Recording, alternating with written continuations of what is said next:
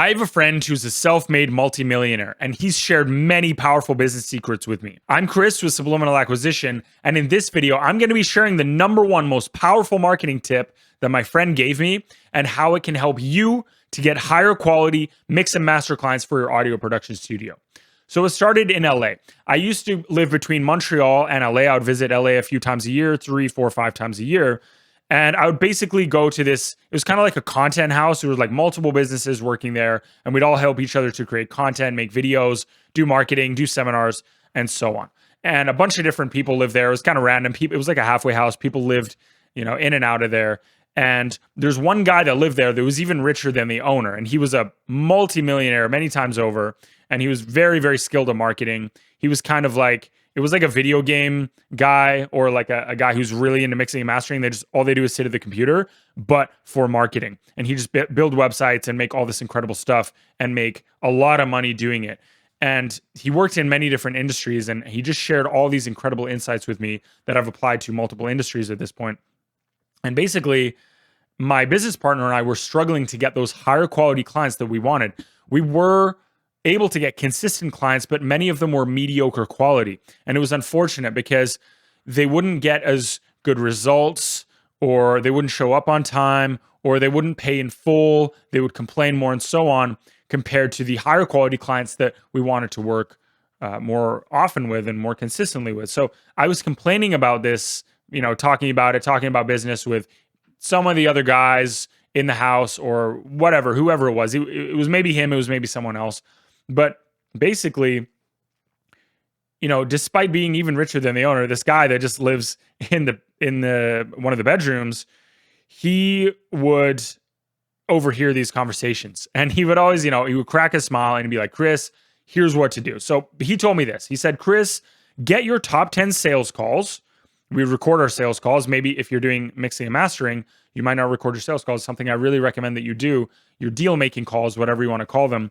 We would do kind of coaching consultations. So we'd have sales calls and we would record them. He said to, go back to those recordings, and basically the clients who had the most money, spend the most with you, were the best behaved, got the best results, the biggest transformation, and were just overall, they worked longest with you. They maybe gave you referrals, testimonials. They were just great to work with. If you could have all of your clients in the future modeled after 10 clients, pick those clients effectively.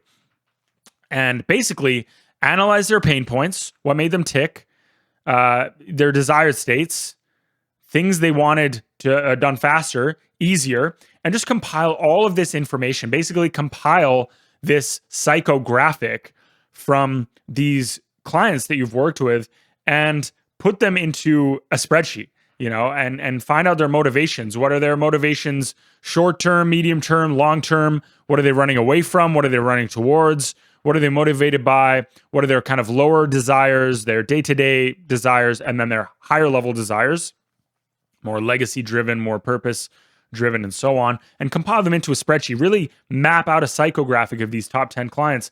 Now, basically, now you have your new target avatar. You might have had a theoretical client avatar in the past, and that's fine. That's something to start with. But now you have a tangible client avatar based on real people that you've actually worked with. So this is based on real market research. Market research can also be just servicing clients, right?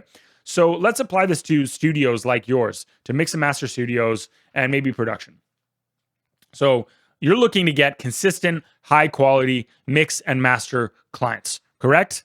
So it's going to be a little different to what I just said, because it has to be more about the whole process than just a sales call. But, we would factor those things in.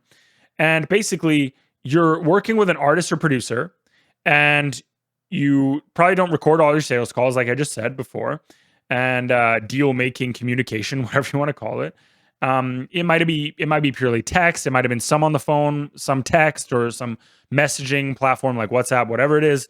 And basically, I want you to rack your brain for the top 5 to 10 clients that you would model all future clients on if push came to shove. If, theoretically, a genie said you can pick your top 5 to 10 clients, all your future clients are going to be basically the same as these people. What do they look like? What do they think like? What do they feel like? Okay. So if you could pick those clients that would model your future clients, who would they be? Now, I want you to basically get all the Zoom calls, texts, emails, mixed notes, intake forms, and communications of all kinds. Basically, put them into one place like a folder for that client. Get a master folder for this experiment, and then go in and have the clients individually. And basically, again, compile all the communication that you have. This might incentivize you to streamline your communication in the future, by the way. But for now, let's just focus on the exercise.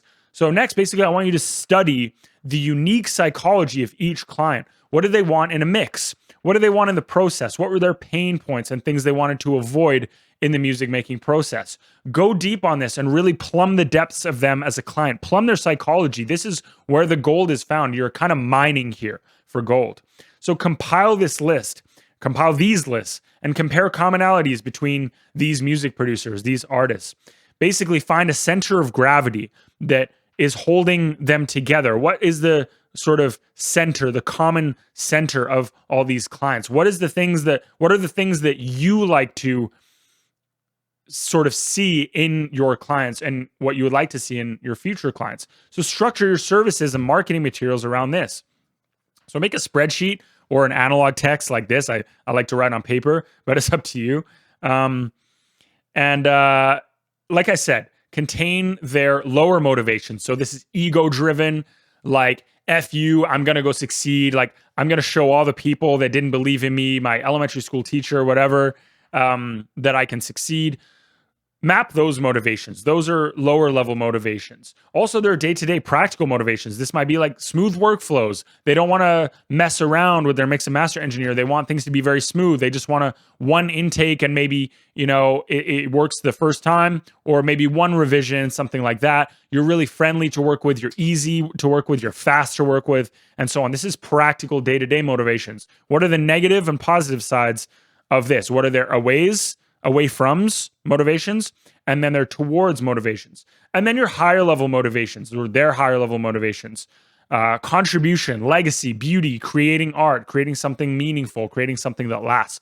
These are things that you want to have mapped out in terms of your client base, right? And your prospective clients and your future clients, and in this case, your previous clients.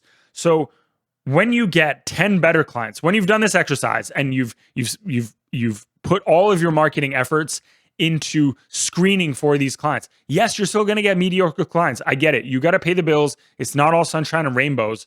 But when you get this sort of center of gravity, instead of aiming for the mediocre clients and the mid-level clients and kind of getting stuck in this as a center of gravity, you aim for the top-level clients up here, and then everything moves that way. Yes, people are still going to get caught in the middle level, and that's day-to-day stuff. You're in an industry, you have to accept, that not everyone is going to be like the perfect client. I get it, but you can still aim for that, and people are going to fall away that don't necessarily fit that just more easily. It's going to be easier to get those top level clients, right? And the mid level clients are going to be the side effect of that, and the low level clients hopefully are going to be dissuaded from working with you because you're just too serious, you're too good, and they don't feel like comfortable around you because you're just so good at what you do. So when you've done this exercise and you've worked for a few months, 6 months, 12 months, maybe a couple years, then go ahead and look back at now your top 10 clients. If it's the same, that's totally fine. If it's, 5 have made the leaderboard and 5 have left, that's totally fine too. And I want you to redo this exercise, refresh this. It might not take as long. Hopefully it doesn't take as long as the initial version, the 1.0, but because you've already done it, you've already set the ball rolling, but it still might need to be redone, and that's totally fine. You want to think of it as a leaderboard, and people are always moving in and out of the leaderboard, and basically you're keeping those top 10 clients, and then you're moving up and up and up the quality of clients that you have, right? So you're going to be more highly attuned, have more clout, command more respect from the clients. You're going to be more highly attuned to their needs and their desires, and your skills are going to be better, and so on. And basically, you're just going to be more powerful in your business efforts as a result of this. You're going to be getting higher quality clients. They're going to be paying in full. You're not going to be messing around with that stuff, in general. And things are just going to be a lot smoother. They're going to be labeling their tracks better. You know what I mean? Like you're just working with a higher tier of client essentially. So for us to bring this back to the story, when we completed this assignment for the coaching company that we were doing a year or two ago, whenever it was, all of our marketing efforts became much smoother. We were repelling the wrong prospects, and basically, like I said, they were dissuaded from even reaching out to us, which is good because you don't want to have to swat away the dregs. Basically, we were also more easily attracting those higher quality clients and the right people to work with us, the people that were a right fit. We were screening out and we were screening in. And you can think of it like a moat. And it's an effective one. And you're starting this at the messaging level. You're not even I'm not even talking about other forms of screening. This is just at the earliest stages. Like this is ideas, and then it's naturally just going to come out in the messaging. So it's a very powerful marketing tool to increase the quality of your clients. Like I remember telling my marketing friend last time I saw him, weird story. It was just a quick side tangent. We were actually in the mansion, and there was a fire going on. It was in late or mid 2025, just 6 months, 8 months after the crazy January 2025 fires. And we got a cab together to flee the fire, to evacuate. And I remember telling him I'm going to owe him like $100,000 in consulting fees for all these crazy business tips that he's given me. So I'm super grateful to him. I'll probably never be as rich as that guy.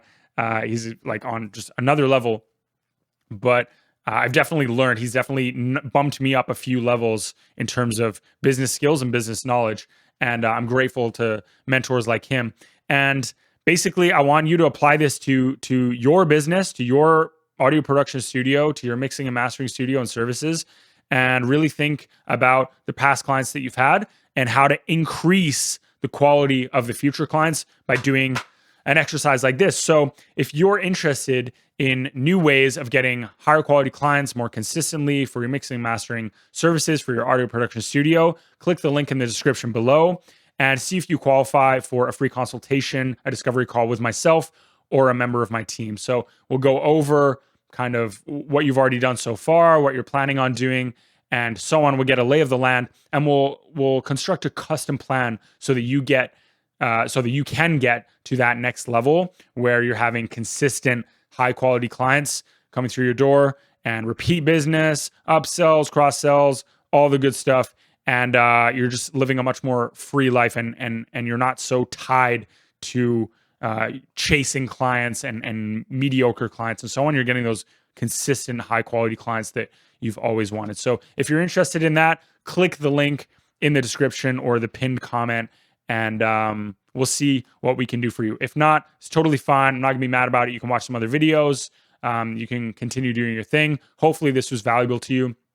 But if you are interested, like I said, go ahead, click the link in the description right now and schedule a free consultation, and we'll have a chat. This is Chris from Subliminal Acquisition, and until next time, peace.